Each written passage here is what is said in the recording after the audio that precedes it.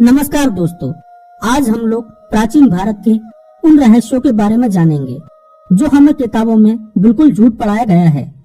जब आप इन बातों को जानोगे तो आपको विश्वास हो जाएगा कि भारत के इतिहास को फिर से लिखे जाने की आवश्यकता है। वैसे भी कुछ चापलूस इतिहासकारों ने इतिहास था कुछ और लिखा कुछ और ही है। साथ ही अंग्रेजों और मुगलों के काल में भारत के इतिहास के साथ बहुत ज्यादा छेड़छाड़ की गई है। और जब नालंदा विश्वविद्यालय को जलाया गया था तो उसमें भी बहुत कुछ जलकर राख हो गया था।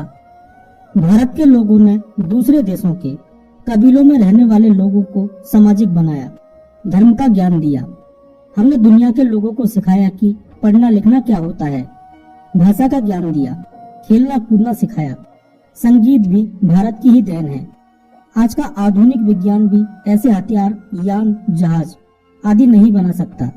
वह सब कुछ भारत ने पहले ही बनाकर छोड़ दिया है। लेकिन अफसोस कि किसी कारण से हमारा वह ज्ञान आगे तक नहीं पहुंच पाया। आज मैं आपको भारत के ऐसे ही रहस्यों के बारे में बताने वाला हूं।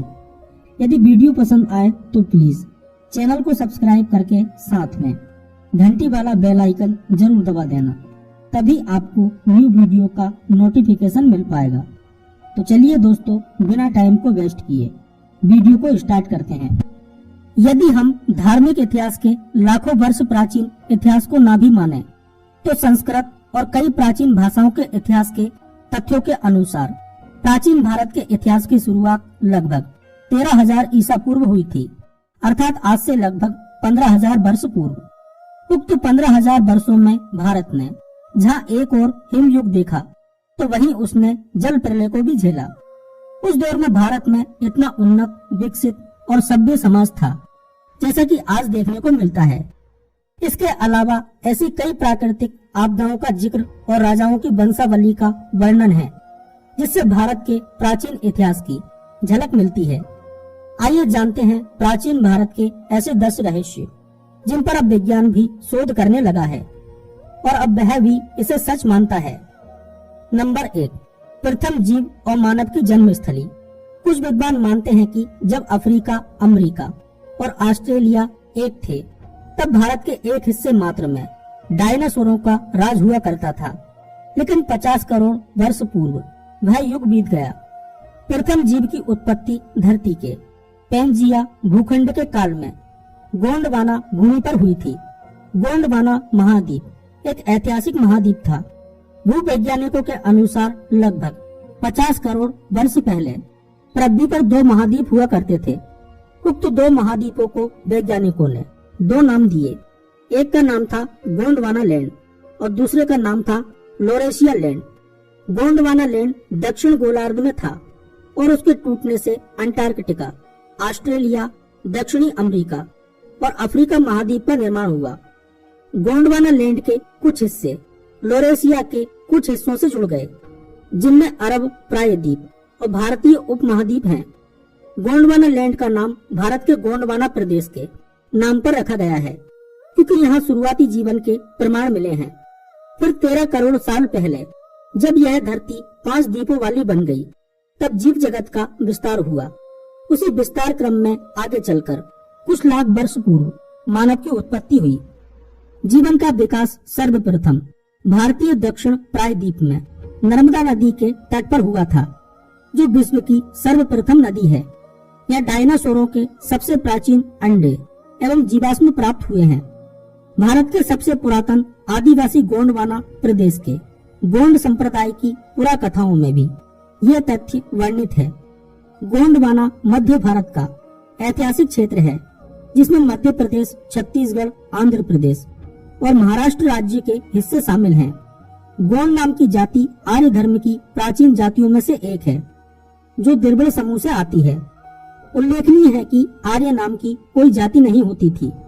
जो भी जाति आर्य धर्म का पालन करती थी उसे आर्य कहा जाता था। पहला मानव। प्राचीन भारत के इतिहास के अनुसार मानव कई बार बना और कई बार फना हो गया। एक मनवंतर के काल तक मानव सभ्यता जीवित रहती है और फिर वह काल बीत जाने पर संपूर्ण धरती अपनी प्रारंभिक अवस्था में पहुंच जाती है। लेकिन यह तो हुई धर्म की बात, इसमें सत्य और तथ्य कितना है दुनिया व भारत के सभी ग्रंथ यही मानते हैं कि मानव की उत्पत्ति भारत में हुई थी। हालांकि भारतीय ग्रंथों में मानव की उत्पत्ति के दो सिद्धांत मिलते हैं। पहला, मानव को ब्रह्मा ने बनाया था और दूसरा, मनुष्य का जन्म क्रम विकास का परिणाम है। प्राचीन काल में मनुष्य आज के मनुष्य के जैसा नहीं था। जलवायु परिवर्तन के चलते उसमें भी बदलाव होते गए। हालांकि ग्रंथ कहते हैं कि इस मनवंतर के पहले मानव की उत्पत्ति वितस्ता नदी की शाखा देविका नदी के तट पर हुई थी। यह नदी कश्मीर में है। वेद के अनुसार प्रजापतियों के पुत्रों से ही धरती पर मानव की आबादी हुई है। आज धरती पर जितने भी मनुष्य हैं सभी प्रजापतियों की संतानें हैं। संस्कृत भाषा और ब्राह्मी लिपि। संस्कृत विश्व की सबसे प्राचीन भाषा है तथा समस्त भारतीय भाषाओं की जननी है। संस्कृत का शाब्दिक अर्थ है परिपूर्ण भाषा। संस्कृत से पहले दुनिया छोटी छोटी टूटी फूटी बोलियों में बटी थी, जिनका कोई व्याकरण नहीं था और जिनका कोई भाषा कोश भी नहीं था। कुछ बोलियों ने संस्कृत को देखकर खुद को विकसित किया और वे भी एक भाषा बन गई। भाषा को लिपियों में लिखने का प्रचलन भी भारत में ही शुरू हुआ था। भारत से इसे सुमेरियन, बेबीलोनियन और यूनानी लोगों ने सीखा। प्राचीन काल में ब्राह्मी और देवनागरी लिपि का प्रचलन था। ब्राह्मी और देवनागरी लिपियों से ही दुनिया भर की अन्य लिपियों का विकास हुआ है। ब्राह्मी लिपि एक प्राचीन लिपि है जिससे कई एशियाई लिपियों का विकास हुआ है। महान सम्राट अशोक ने ब्राह्मी लिपि को धम्म लिपि नाम दिया था। ब्राह्मी लिपि को देवनागरी लिपि से भी ज्यादा प्राचीन माना जाता है। कहा जाता है कि यह प्राचीन सिंधु सरस्वती लिपि से निकली है। हड़प्पा संस्कृति के लोग इस लिपि का इस्तेमाल करते थे। तब संस्कृत भाषा को भी इसी लिपि में लिखा जाता था। शोधकर्ताओं के अनुसार देवनागरी बांग्ला लिपि, उड़िया लिपि, गुजराती लिपि, गुरुमुखी तमिल लिपि, मलयालम लिपि, सिन्हल लिपि, कन्नड़ लिपि, तेलुगु लिपि, तिब्बती लिपि, रंजना, प्रचलित नेपाल, भुंजी मोल, कोरियाली, थाई, बर्मेली, लाओ, खमेर, जावानीज, खुदाबादी लिपि, यूनानी लिपि आदि सभी लिपियों की जननी है ब्राह्मी लिपि। कहते हैं कि चीनी लिपि 5000 वर्षों से ज्यादा प्राचीन है। मेसोपोटामिया में 4000 वर्ष पूर्व क्यूनिफॉर्म लिपि प्रचलित थी। इसी तरह भारतीय लिपि ब्राह्मी लिपि के बारे में कहा जाता है। जैन पौराणिक कथाओं में वर्णन है कि सभ्यता को मानवता तक लाने वाले पहले तीर्थंकर ऋषभदेव की एक बेटी थी जिसका नाम ब्राह्मी था और कहा जाता है कि उसी ने लेखन की खोज की। यही कारण है कि उसे ज्ञान की देवी सरस्वती से जोड़ते हैं। हिंदू धर्म में सरस्वती को शारदा भी कहा जाता है, जो ब्राह्मी से उद्भूत उस लिपि से संबंधित है जो करीब 1500 वर्ष से अधिक पुरानी है। केरल के एर्नाकुलम जिले में कलादी के समीप कोट्टानम थोडू के आसपास के इलाकों से मिली कुछ कलात्मक वस्तुओं पर ब्राह्मी लिपि खुदी हुई पाई गई है, जो नवपाषाण कालीन है। दुनिया की सबसे प्राचीन सभ्यता सिंधु सरस्वती। प्राचीन दुनिया में कुछ नदियां प्रमुख नदियां थीं, जिनमें एक ओर सिंधु सरस्वती, गंगा और नर्मदा थी, तो दूसरी ओर दजला, फरात और नील नदियां थीं। दुनिया की प्रारंभिक मानव आबादी इन नदियों के पास ही बसी थी, जिसमें सिंधु और सरस्वती नदी के किनारे बसी सभ्यता सबसे समृद्ध, सभ्य और बुद्धिमान थी। इसके कई प्रमाण मौजूद हैं। दुनिया का पहला धार्मिक ग्रंथ सरस्वती नदी के किनारे बैठकर ही लिखा गया था। एक और जहां दजला और फरात नदी के किनारे मेसोपोटामिया, सुमेरियन, असीरिया और बेबीलोन सभ्यता का विकास हुआ, तो दूसरी ओर मिस्र की सभ्यता का विकास 3400 ईसा पूर्व नील नदी के किनारे हुआ। इसी तरह भारत में एक और सिंधु सरस्वती नदी के किनारे सिंधु, हड़प्पा, मोहनजोदड़ो आदि सभ्यताओं का विकास हुआ, तो दूसरी ओर गंगा और नर्मदा के किनारे प्राचीन भारत का समाज निर्मित हुआ। प्राप्त शोधा अनुसार सिंधु और सरस्वती नदी के बीच जो सभ्यता बसी थी वह दुनिया की सबसे प्राचीन और समृद्ध सभ्यता थी। यह वर्तमान में अफगानिस्तान से भारत तक फैली थी। प्राचीन काल में जितनी विशाल नदी सिंधु नदी थी, उससे कई ज्यादा विशाल नदी सरस्वती नदी थी। शोधा अनुसार यह सभ्यता लगभग 9000 ईसा पूर्व अस्तित्व में आई थी और 3000 ईसा पूर्व उसने स्वर्ण युग देखा और लगभग 1800 ईसा पूर्व आते आते ये लुप्त हो गई। कहा जाता है कि 1800 ईसा पूर्व के आसपास किसी भयानक प्राकृतिक आपदा के कारण एक और जहाँ सरस्वती नदी लुप्त हो गई, वहीं दूसरी ओर इस क्षेत्र के लोगों ने पश्चिम की ओर पलायन कर दिया। पुरातत्ववेत्ता मेसोपोटामिया को सबसे प्राचीन बताते हैं, लेकिन अभी सरस्वती सभ्यता पर शोध किए जाने की आवश्यकता है। धर्म आधारित व्यवस्था। सैकड़ों हजारों वर्ष पूर्व लोग कबीले, समुदाय, घुमंतु, वनवासी आदि में रहकर जीवन यापन करते थे और उनकी भिन्न भिन्न विचारधाराएं थी। उनके पास कोई स्पष्ट ना तो शासन व्यवस्था थी और ना ही कोई सामाजिक व्यवस्था। परिवार, संस्कार और धर्म की समझ तो बिल्कुल भी नहीं थी। ऐसे में भारतीय हिमालय क्षेत्र में कुछ मुट्ठी भर लोग थे जो इस संबंध में सोचते थे। उन्होंने ही वेद को सुना और उसे मानव समाज को सुनाया। जब कई मानव समूह 5000 साल पहले ही घुमंतु, वनवासी या जंगलवासी थे, भारतीय सिंधु घाटी में हड़प्पा संस्कृति की स्थापना हो चुकी थी। उल्लेखनीय है कि प्राचीन काल से ही भारतीय समाज कबीलों में नहीं रहा, वह एक बृहत्तर और विशेष समुदाय में रहा है। दुनिया भर की प्राचीन सभ्यताओं से हिंदू धर्म का क्या कनेक्शन था, या कि संपूर्ण धरती पर हिंदू वैदिक धर्म ने ही लोगों को सभ्य बनाने के लिए अलग अलग क्षेत्रों में धार्मिक विचारधारा की नए नए रूप में स्थापना की थी। आज दुनिया भर की धार्मिक संस्कृति और समाज में हिंदू धर्म की झलक देखी जा सकती है, चाहे वह यहूदी धर्म हो, पारसी धर्म हो या ईसाई इस्लाम धर्म हो। ईसा से 2300 से 2150 वर्ष पूर्व सुमेरिया, 2000 से 400 वर्ष पूर्व बेबीलोनिया, 2000 से 250 ईसा पूर्व ईरान, 2000 से 150 वर्ष पूर्व मिस्र, 1450 से 500 ईसा पूर्व असीरिया, 1450 से 150 ईसा पूर्व ग्रीस, 800 से 500 ईसा पूर्व रोम की सभ्यताएं विद्यमान थी। उक्त सभी से पूर्व महाभारत का युद्ध लड़ा गया था। इसका मतलब था कि 3500 ईसा पूर्व भारत में एक पूर्ण विकसित सभ्यता थी। भारत का धर्म दुनिया भर में अलग अलग नामों से प्रचलित था। अरब और अफ्रीका में जहां सामी, सवाइन, मुशरिक, यजीदी, असूर, तुर्क, हित्ती, कुर्द, पैगन आदि इस धर्म के मानने वाले समाज थे, तो रोम, रूस, चीन व यूनान के प्राचीन समाज के लोग सभी किसी न किसी रूप में हिंदू धर्म का पालन करते थे। ईसाई और बाद में इस्लाम के उत्थान काल में ये सभी समाज हाशिए पर धकेल दिए गए। मैक्सिको शब्द संस्कृत के मक्षी का शब्द से आता है और मैक्सिको में ऐसे हजारों प्रमाण मिलते हैं जिनसे यह सिद्ध होता है कि जीसस क्राइस्ट से पहले वहां पर हिंदू धर्म प्रचलित था। कोलंबस तो बहुत बाद में आया। सच तो यह है कि अमेरिका, विशेषकर दक्षिण अमेरिका, एक ऐसे महाद्वीप का हिस्सा था जिसमें अफ्रीका भी सम्मिलित था। भारत ठीक मध्य में था। अफ्रीका में 6000 वर्ष पुराना एक शिव मंदिर पाया गया है।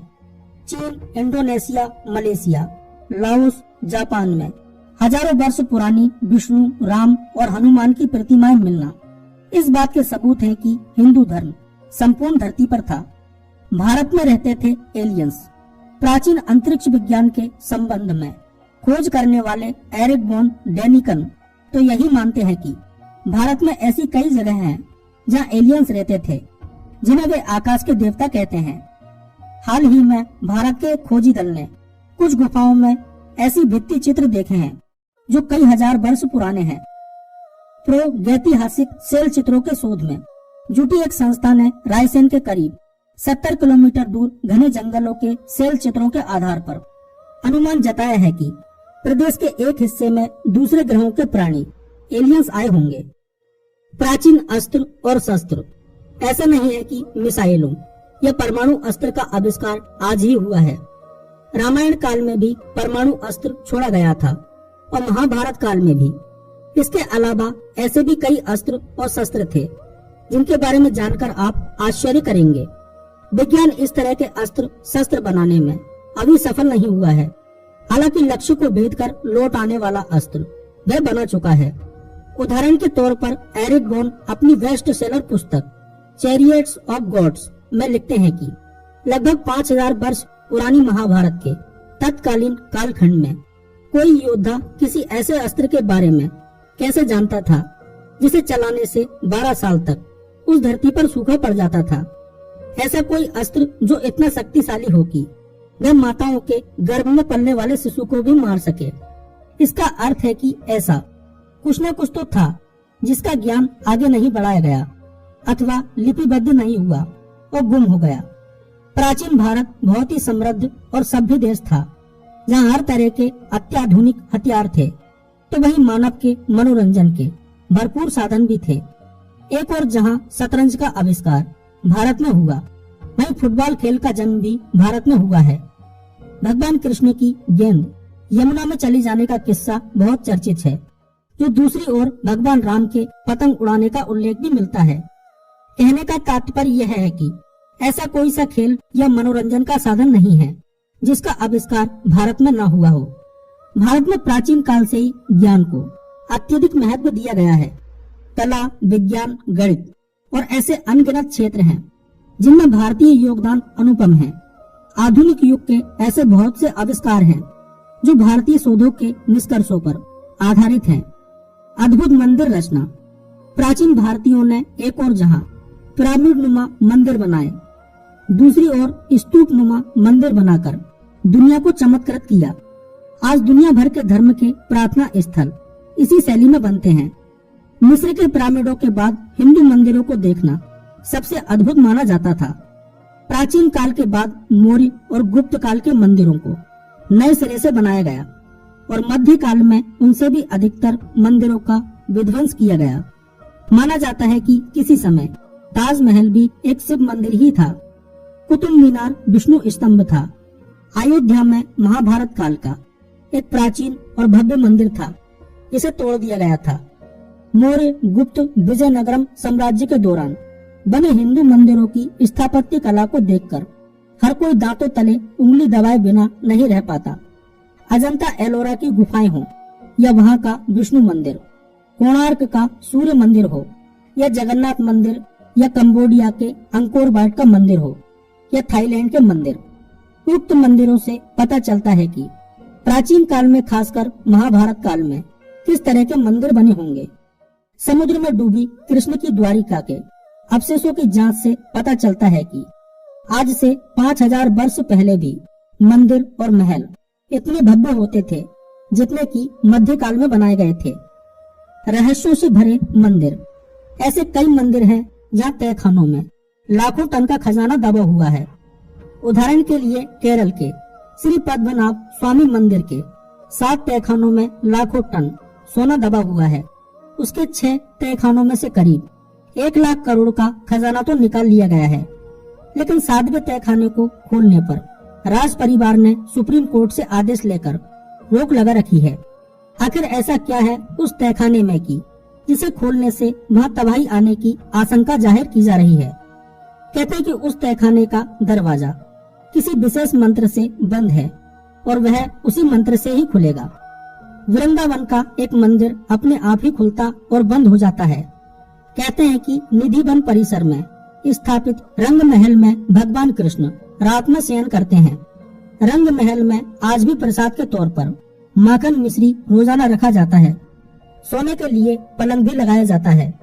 सुबह जब आप इन बिस्तरों को देखें तो साफ पता चलेगा कि रात में यहाँ जरूर कोई सोया था और प्रसाद भी ग्रहण हो चुका था। इतना ही नहीं, अंधेरा होते ही इस मंदिर के दरवाजे अपने आप ही बंद हो जाते हैं। इसलिए मंदिर के पुजारी अंधेरा होने से पहले ही मंदिर में पलंग और प्रसाद की व्यवस्था कर देते हैं। मान्यता के अनुसार यहाँ रात के समय कोई नहीं रहता है, इंसान छोड़िए पशु पक्षी भी नहीं। ऐसा बरसों से लोग देखते आए हैं, लेकिन रहस्य के पीछे का सच धार्मिक मान्यताओं के सामने छुप सा गया है। यहाँ के लोगों का मानना है कि अगर कोई व्यक्ति इस परिसर में रात में रुक जाता है तो वह तमाम सांसारिक बंधनों से मुक्त होकर मृत्यु को प्राप्त हो जाता है। प्राचीन भारत के विमान और जहाज। प्राचीन भारत में एक और जहां आसमान में विमान उड़ते थे, वहीं नदियों में नाव और समुद्र में जहाज चलते थे। रामायण काल में भगवान राम एक नाव में सफर करके ही गंगा पार करते हैं, तो दूसरी ओर उनके द्वारा पुष्पक विमान से ही अयोध्या लौटने का वर्णन मिलता है।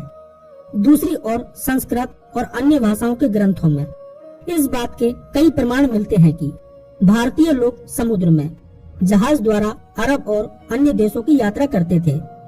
प्राचीन भारत के शोधकर्ता मानते हैं कि रामायण और महाभारत काल में विमान होते थे, जिसके माध्यम से विशिष्ट जन एक स्थान से दूसरे स्थान पर सुगमता से यात्रा कर लेते थे। विष्णु, रावण, इंद्र, बाली आदि देवता सहित कई देवी और देवताओं के अलावा मानवों के पास अपने खुद के विमान हुआ करते थे। विमान से यात्रा करने की कई कहानियां भारतीय ग्रंथों में भरी पड़ी हैं। यही नहीं, कई ऐसे ऋषि और मुनि थे जो अंतरिक्ष में किसी दूसरे ग्रह पर जाकर पुनः धरती पर लौट आते थे। वर्तमान समय में भारत की इस प्राचीन तकनीक और वैभव का खुलासा कोलकाता संस्कृत कॉलेज के संस्कृत प्रोफेसर दिलीप कुमार कांजीलाल ने 1989 में एंशिएंट एस्ट्रोनॉट सोसाइटी की म्यूनिख में संपन्न छठी कांग्रेस के दौरान अपने एक शोध पत्र से किया था। उन्होंने उड़ सकने वाले प्राचीन भारतीय विमानों के बारे में एक उद्बोधन दिया और पर्चा प्रस्तुत किया। संगीत का विज्ञान। हिंदू धर्म में संगीत मोक्ष प्राप्त करने का एक साधन है। संगीत से हमारा मन और मस्तिष्क पूर्णतः शांत और स्वस्थ रह सकता है। भारतीय ऋषियों ने ऐसी सैकड़ों ध्वनियों को खोजा जो प्रकृति में पहले से ही विद्यमान है। उन ध्वनियों के आधार पर ही उन्होंने मंत्रों की रचना की, संस्कृत भाषा की रचना की और ध्यान में सहायक ध्यान ध्वनियों की रचना की। इसके अलावा उन्होंने ध्वनि विज्ञान को अच्छे से समझकर इसके माध्यम से शास्त्रों की रचना की और प्रकृति को संचालित करने वाली ध्वनियों की खोज भी की। आज का विज्ञान अभी भी संगीत और ध्वनियों के महत्व और प्रभाव की खोज में लगा हुआ है, लेकिन ऋषि मुनियों से अच्छा कोई भी संगीत के रहस्य और उसके विज्ञान को नहीं जान सकता।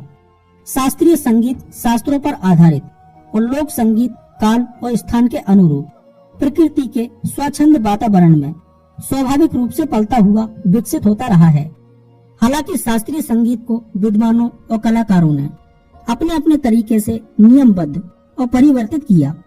इसकी कई प्रांतीय शैलियां विकसित होती चली गईं, तो लोक संगीत भी अलग अलग प्रांतों के हिसाब से अधिक समृद्ध होने लगा। बदलता संगीत। मुस्लिमों के शासन काल में प्राचीन भारतीय संगीत की समृद्ध परंपरा को अरबी और फारसी में ढालने के लिए आवश्यक और अनावश्यक और रुचि के अनुसार उन्होंने इसमें अनेक परिवर्तन किए। उन्होंने उत्तर भारत की संगीत परंपरा का इस्लामीकरण करने का कार्य किया, जिसके चलते नई शैलियां भी प्रचलन में आई, जैसे ख्यालवा, गजल आदि। बाद में सूफी आंदोलन ने भी भारतीय संगीत पर अपना प्रभाव जमाया। आगे चलकर देश के विभिन्न हिस्सों में कई नई पद्धतियों व घरानों का जन्म हुआ। ब्रिटिश शासनकाल के दौरान पाश्चात्य संगीत से भी भारतीय संगीत का परिचय हुआ। इस दौर में हारमोनियम नामक वाद्य यंत्र प्रचलन में आया। दो संगीत पद्धतियां। इस तरह वर्तमान दौर में हिंदुस्तानी संगीत और कर्नाटकी संगीत प्रचलित हैं। हिंदुस्तानी संगीत मुगल बादशाहों की छत्र छाया में विकसित हुआ और कर्नाटक संगीत दक्षिण के मंदिरों में विकसित होता रहा। यह संगीत उत्तरी हिंदुस्तान में बंगाल, बिहार, उड़ीसा, उत्तर प्रदेश, हरियाणा, पंजाब, गुजरात, जम्मू कश्मीर तथा महाराष्ट्र प्रांतों में प्रचलित है। हिंदुस्तानी संगीत। यह संगीत उत्तरी हिंदुस्तान में बंगाल, बिहार, उड़ीसा, उत्तर प्रदेश, हरियाणा, पंजाब, गुजरात, जम्मू कश्मीर तथा महाराष्ट्र प्रांतों में प्रचलित है। दूसरा है कर्नाटक संगीत। यह संगीत दक्षिण भारत में तमिलनाडु, मैसूर, कर्नाटक, आंध्र प्रदेश आदि दक्षिण के प्रदेशों में प्रचलित है। वाद्य यंत्र। मुस्लिम काल में नए वाद्य यंत्रों की भी रचना हुई, जैसे सरोद और सितार। दरअसल ये वीणा के ही बदले हुए रूप हैं। इस तरह वीणा, बीन, मृदंग, ढोल, डमरू, घंटी, ताल, चांद, घटम, पुंगी, डंका, तबला, सहनाई, सितार, सरोद, पखावज, संतूर आदि का आविष्कार भारत में ही हुआ है। भारत की आदिवासी जातियों के पास विचित्र प्रकार के वाद्य यंत्र मिल जाएंगे, जिनसे निकलने वाली ध्वनियों को सुनकर आपके दिलो दिमाग में मदहोशी छा जाएगी। भारत की नृत्य शैली। प्राचीन भारतीय नृत्य शैली से ही दुनिया भर की नृत्य शैलियां विकसित हुई हैं। भारतीय नृत्य मनोरंजन के लिए नहीं बना था। भारतीय नृत्य ध्यान की एक विधि के समान कार्य करता है। इससे योग भी जुड़ा हुआ है। सामवेद में संगीत और नृत्य का उल्लेख मिलता है। भारत की नृत्य शैली की धूम सिर्फ भारत में ही नहीं अपितु पूरे विश्व में आसानी से देखने को मिल जाती है। हड़प्पा सभ्यता में नृत्य करती हुई लड़की की मूर्ति पाई गई है, जिससे साबित होता है कि इस काल में ही नृत्य कला का विकास हुआ था। भारत मुनि का नाट्य शास्त्र नृत्य कला का सबसे प्रथम व प्रमाणिक ग्रंथ माना जाता है। इसको पंचवेद भी कहा जाता है। इंद्र की सभा में नृत्य किया जाता था। शिव और पार्वती के नृत्य का वर्णन भी हमें पुराणों में मिलता है।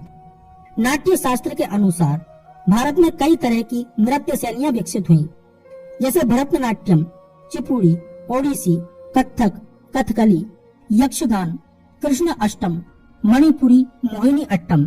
इसके अलावा भारत में कई स्थानीय संस्कृति और आदिवासियों के क्षेत्र में अद्भुत नृत्य देखने को मिलता है, जिसमें से राजस्थान के मशहूर कालबेलिया नृत्य को यूनेस्को की नृत्य सूची में शामिल किया गया है। मुगल काल में भारतीय संगीत, वाद्य और नृत्य को इस्लामिक शैली में ढालने का प्रयास किया गया, जिसके चलते उत्तर भारतीय संगीत, वाद्य और नृत्य में बदलाव हो गया।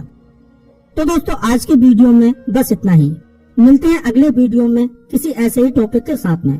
यदि आपको वीडियो अच्छा लगा हो तो प्लीज वीडियो को लाइक करें और चैनल को सब्सक्राइब करके साथ में घंटी वाला बेल आइकन जरूर दबा दें, तभी आपको न्यू वीडियो का नोटिफिकेशन मिल पाएगा।